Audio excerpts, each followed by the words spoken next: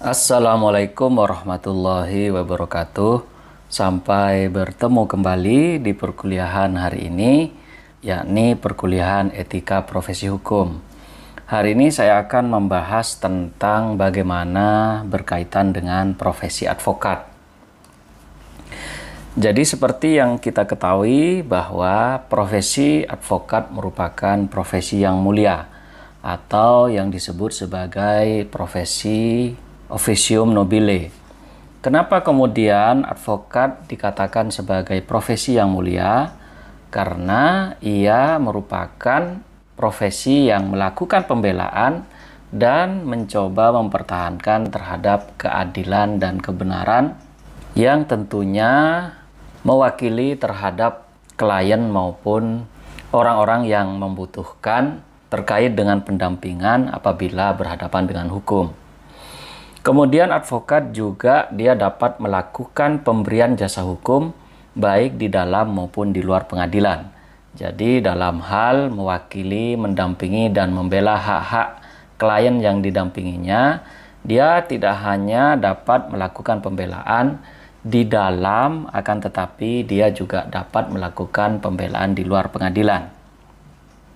Kemudian advokat juga dapat memberikan konsultasi hukum, bantuan hukum, menjalankan kuasa, mewakili, juga mendampingi, membela, dan melakukan tindakan hukum lain untuk kepentingan hukum klien. Jadi advokat ini dalam menjalankan profesinya sangat luas sekali ya. Tidak hanya memberikan konsultasi, dia juga dapat memberikan bantuan hukum dan juga dapat mewakili serta mendampingi dan melakukan pembelaan, serta dapat melakukan tindakan hukum lain untuk atau demi kepentingan kliennya. Kemudian siapa klien dari advokat? Klien dari advokat adalah dia bisa berbentuk orang, badan hukum, atau lembaga lain yang menerima jasa hukum dari advokat. Jadi bentuknya bermacam-macam ya, tidak hanya orang, atau badan hukum, atau lembaga lain yang dia membutuhkan jasa hukum dari seorang atau bahkan banyak dari kalangan advokat. Kemudian yang berikutnya, advokat berstatus sebagai penegak hukum. Dia bersifat bebas dan mandiri yang dijamin oleh hukum dan peraturan perundang-undangan. Jadi advokat itu sebenarnya sama posisinya dengan hakim, jaksa, polisi, dan aparat penegak hukum lainnya. Juga dalam menjalankan profesinya, dia bersifat bebas dan mandiri. Tentunya kebebasan ini dibatasi oleh etika yang tercantum dalam kode etik profesi advokat. Kemudian yang berikutnya, advokat tidak dapat dituntut baik secara perdata maupun secara pidana dalam menjalankan tugas profesinya dengan itikat baik. Jadi, advokat memiliki hak imunitas dalam hal menjalankan profesinya. Tentunya batasannya adalah dia harus beritikat baik terhadap profesi yang dijalankannya. Kemudian, sumpah atau janji advokat, silakan nanti saudara atau saudari dapat membacanya sendiri. Sumpah ini adalah merupakan kewajiban bagi seorang advokat yang sumpah ini kemudian diucapkan dalam sidang terbuka pada pengadilan tinggi masing-masing tempat atau lokasi seorang calon advokat sebelum kemudian diangkat menjadi advokat. Kemudian advokat dapat dikenai tindakan. Tindakan di sini bisa sanksi maupun pengenaan terhadap sanksi etika apabila kemudian seorang advokat atau bahkan banyak dari advokat melakukan hal-hal sebagai berikut. Yang pertama, dia mengabaikan atau menelantarkan kepentingan kliennya. Jadi kalau dia kemudian menandatangani surat kuasa atau terdapat seseorang yang mengkuasakan kepadanya, akan tetapi dia kemudian tidak melaksanakan sebagaimana yang telah dijanjikan kepada kliennya, maka ia dapat diberikan tindakan maupun sanksi terhadap advokat yang bersangkutan. Kemudian yang kedua, advokat dapat dikenai sanksi etik adalah berbuat atau bertingkah laku yang tidak patut terhadap lawan atau rekan seprofesinya. Jadi ini perlu menjadi perhatian bagi seorang advokat. Dia tidak dapat kemudian berbuat atau bertingkah laku tertentu, misalnya dia mengajari rekan seprofesinya atau rekan advokat yang lain dalam hal penanganan perkara tertentu seolah-olah dia merasa lebih pintar dari advokat yang lainnya.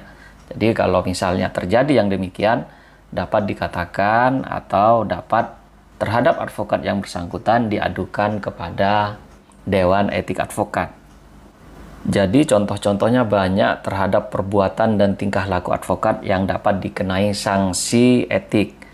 Terkait dengan sanksi-sanksi atau jenis-jenis tingkah laku apa saja, silahkan dapat kalian pelajari di Kode Etik Profesi Advokat yang sudah saya upload atau sudah saya berikan di web kuliah maupun di grup WA yang sudah saya share sebelumnya. Kemudian yang ketiga, advokat dapat dikenai sanksi etik apabila ia bersikap, bertingkah laku, bertutur kata, atau mengeluarkan pernyataan yang menunjukkan sikap tidak hormat terhadap hukum, peraturan perundang-undangan, atau pengadilan. Jadi apabila kemudian dia tidak menghormati hukum yang sudah ditetapkan oleh negara atau terhadap peraturan perundang-undangan yang ada, atau bahkan bersikap dan bertingkah laku yang tidak baik di muka sidang pengadilan, maka ia dapat diberikan sanksi etik oleh Dewan Etik Profesi Advokat. Kemudian yang keempat, advokat juga dilarang melakukan perbuatan yang bertentangan dengan kewajiban, kehormatan, dan harkat dan martabat profesinya.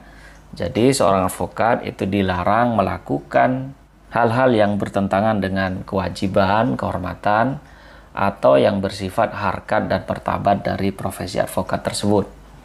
Kemudian yang kelima, advokat dapat dikenai sanksi etik apabila kemudian ia melakukan pelanggaran terhadap peraturan perundang-undangan dan atau perbuatan yang tercela. Jadi advokat itu diharapkan tidak melakukan hal-hal yang melanggar peraturan perundang-undangan atau perbuatan yang bersifat tercela sehingga kemudian ia dapat diadukan oleh siapapun, tidak hanya oleh rekan profesi advokatnya, akan tetapi juga dapat diadukan oleh kalangan masyarakat pada umumnya. Kemudian advokat juga dapat dikenai tindakan berupa sanksi etik apabila kemudian ia melanggar sumpah, janji, dan atau kode etik profesi advokat yang sudah saya sampaikan sebelumnya. Lalu apakah jenis-jenis sanksi atau jenis-jenis tindakan yang dapat diberikan kepada seorang advokat? Yang pertama berupa teguran lisan, jadi terhadap advokat tersebut dapat ditegur secara lisan oleh profesi advokat tempat ia bernaung. Kemudian juga teguran yang kedua berupa teguran tertulis.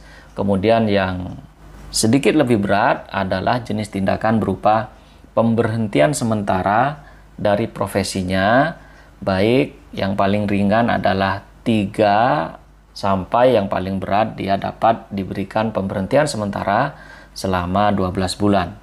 Atau yang terberat kemudian apabila ia melakukan sanksi yang bersifat berat, dia dapat diberikan pemberhentian tetap dari profesi advokat yang disandangnya. Lalu bagaimana terkait dengan pengawasan yang dilakukan terhadap advokat?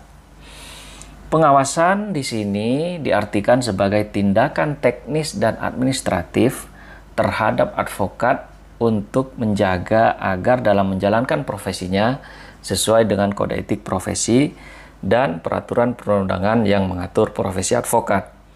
Jadi pengawasan di sini itu dapat berbentuk teknis dan juga dapat berbentuk administratif terhadap tindakan atau perbuatan yang dilakukan oleh advokat dalam hal menjalankan profesinya yang sudah diatur dalam kode etik profesi advokat maupun peraturan perundangan lain yang mengatur tentang profesi advokat. Maksudnya peraturan perundangan di sini adalah undang-undang terkait dengan advokat. Tidak hanya dalam pengawasan, advokat juga dapat melakukan pembelaan diri, yang pembelaan diri itu diartikan sebagai hak atau kesempatan yang diberikan kepada advokat untuk mengemukakan alasan serta sanggahan terhadap hal-hal yang merugikan terhadap dirinya. Kemudian, pengawasan tentu itu hanya dapat dilakukan oleh organisasi advokat.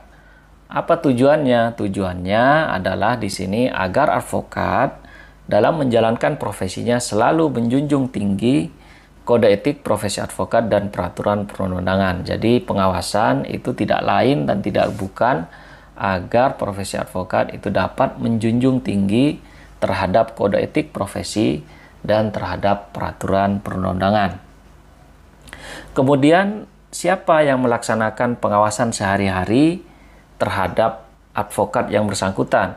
Yang melakukan pengawasan adalah komisi pengawas yang tentunya dibentuk oleh organisasi advokat tertentu. Keanggotaan dari organisasi pengawas ini biasanya terdiri dari advokat yang sudah senior, kemudian para ahli, bisa juga akademisi, dan juga terdiri dari unsur masyarakat atau tokoh masyarakat yang dianggap dapat menegakkan etika profesi advokat. Kemudian, apa yang merupakan hak dan kewajiban dari advokat? Yang pertama, advokat bebas mengeluarkan pendapat atau pernyataan dalam membela perkara yang menjadi tanggung jawabnya. Jadi, dia dapat mengeluarkan pendapat sesuai dengan apa yang dianggapnya benar, tentunya harus tetap berpegang teguh terhadap kode etik profesi dan peraturan perundang-undangan. Kemudian yang kedua, advokat bebas dalam menjalankan tugas profesinya untuk membela perkara yang menjadi tanggung jawabnya dengan tetap berpegang teguh kepada kode etik profesi dan peraturan perundangan.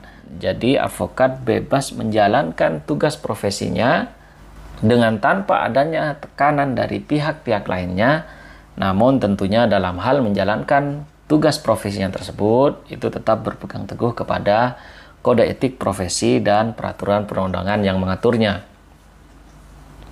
Kemudian terkait dengan hak imunitas advokat, yakni advokat tidak dapat dituntut baik secara perdata maupun secara pidana dalam menjalankan tugas profesinya. Tentunya batasannya adalah apabila ia menyelenggarakan tugas dan fungsi sebagai advokat dengan itikat baik untuk kepentingan pembelaan klien baik dalam sidang pengadilan maupun di luar sidang pengadilan. Kemudian yang berikutnya, dalam menjalankan profesinya, advokat berhak memperoleh informasi, data, dan dokumen lainnya baik dari instansi pemerintah maupun pihak lain yang berkaitan dengan kepentingan tersebut yang diperlukan untuk pembelaan kepentingan kliennya sesuai dengan peraturan perundangan. Jadi disinilah menariknya dan besarnya tanggung jawab dari advokat, di mana dia dapat meminta informasi, juga data maupun dokumen yang dianggap penting bagi klien yang didampinginya, sehingga kemudian ia dapat meminta terkait dengan informasi, data, dan dokumen yang bersifat penting untuk kemudian dapat dijadikan sebagai bahan pertimbangan baik oleh hakim atau oleh aparat penegak hukum lainnya dalam menjalankan profesinya. Kemudian yang berikutnya, advokat dalam menjalankan tugas profesinya dilarang membedakan terhadap klien berdasarkan pada jenis kelaminnya, agamanya, hubungan politiknya, keturunannya, ras, atau latar belakang sosial dan budayanya. Jadi advokat tidak boleh membeda-bedakan terhadap klien yang akan didampinginya. Kemudian berikutnya, advokat tidak dapat diidentikan dengan kliennya dalam membela perkara klien oleh pihak yang berwenang dan atau masyarakat. Jadi, advokat tidak dapat disamakan dengan kliennya. Misalnya kita mendampingi kasus koruptor misalnya, maka kita tidak dapat dikatakan bahwa kita juga koruptor. Jadi, dalam hal mendampingi kliennya, ia hanya terbatas kepada hak-hak yang harusnya dimiliki oleh klien yang bersangkutan.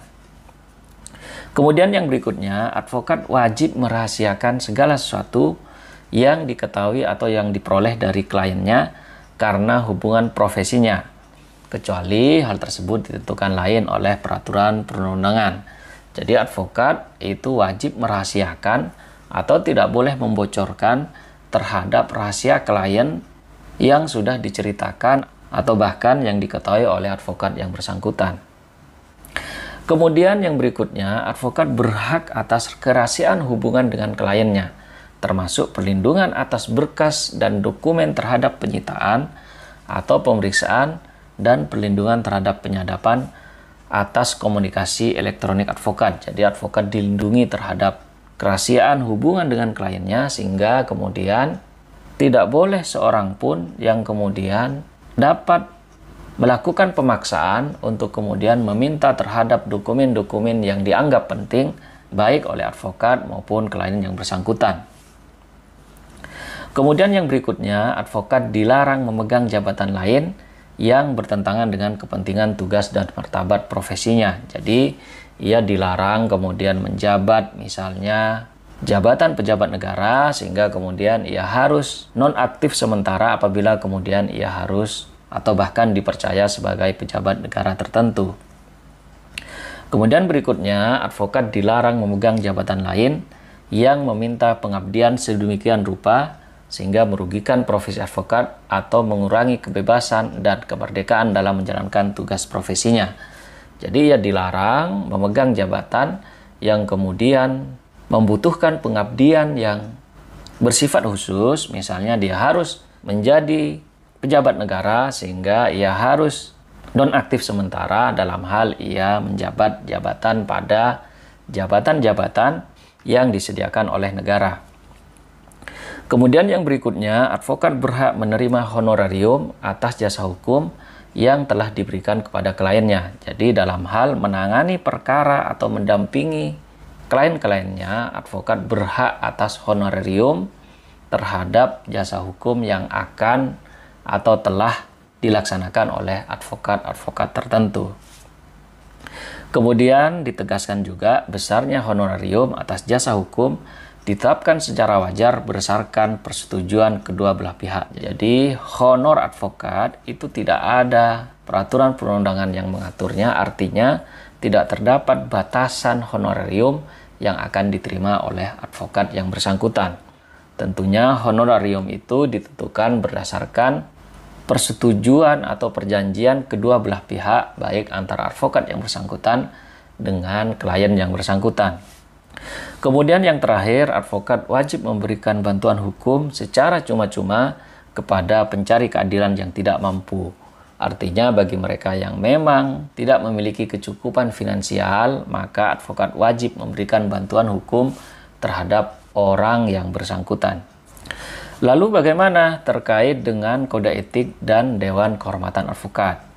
Jadi untuk menjaga martabat dan kehormatan profesi advokat, maka disusunlah kode etik profesi advokat oleh organisasi advokat. Jadi terkait dengan kode etik ini saya kira sudah saya share pada web kuliah maupun grup WA yang sudah disediakan oleh ketua kelas.